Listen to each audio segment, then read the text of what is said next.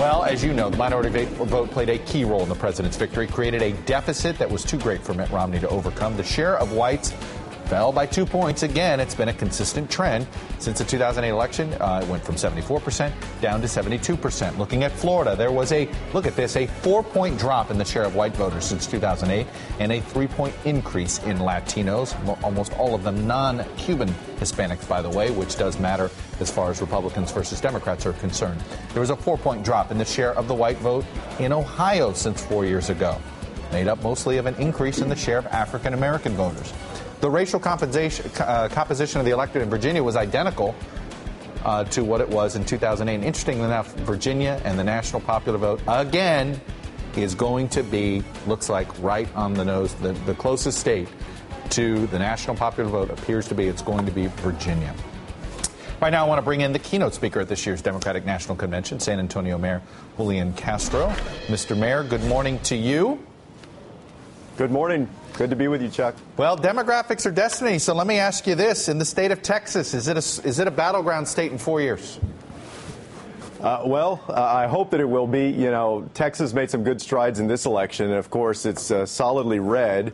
In fact, we have 29 statewide offices, and it's 29-0 Republican to Democrat right now.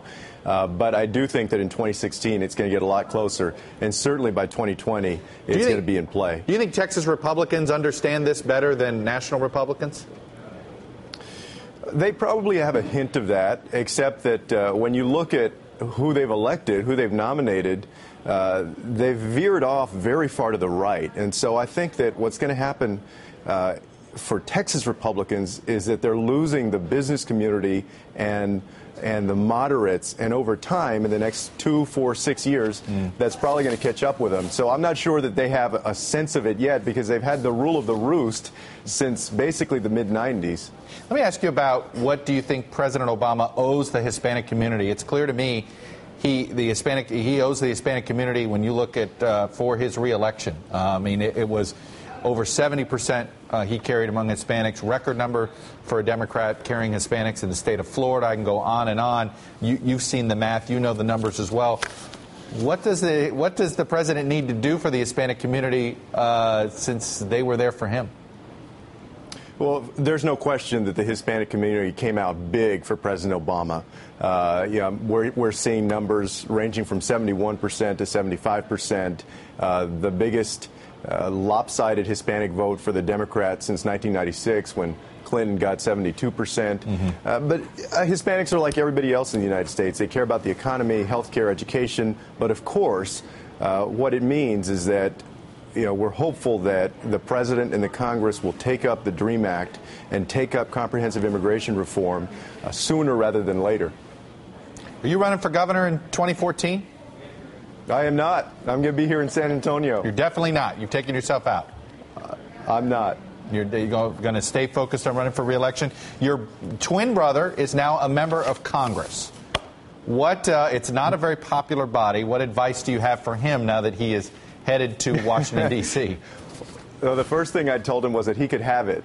But aside from that, now he's looking forward to working with his colleagues there. And every time we have one of these elections, it is a statement from the American people. And the statement that they made last night was that they want folks to work together. And so I'm hopeful that with regard to the Republican House, that they're going to be willing to compromise more, and that goes both ways. So you believe that's the message of this election, that the message Democrats should take away from their successes last night is a message of bipartisanship?